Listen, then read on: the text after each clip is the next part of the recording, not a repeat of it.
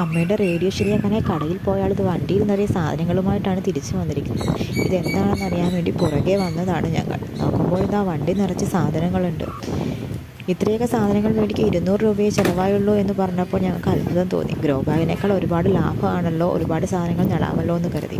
അപ്പോഴാണ് പറയുന്നത് ഇതിലും വലിയൊരു ചിലവ് വേറെ വന്നിട്ടുണ്ടെന്ന്. എപ്പോഴും പുറത്ത് പോകുമ്പോൾ ഹെൽമെറ്റ് വെച്ചുകൊണ്ട് പോകാൻ പറഞ്ഞാൽ കുഴപ്പമില്ല എന്ന് പറഞ്ഞു പോകും. ഇപ്പോഴിതാ ഇത് വാങ്ങാൻ പോയ വഴിക്ക് പോലീസുകാർ ഫോട്ടോ എടുത്തിട്ടുണ്ട്. അപ്പോൾ ഇനി 500 രൂപ പെറ്റി വരുന്നത് നോക്കിയിരിക്കാം. അപ്പോൾ ഇത് വാങ്ങാൻ പോയ പോക്കൊരു ലാഭമാണെന്ന് പറയാൻ പറ്റുമോ?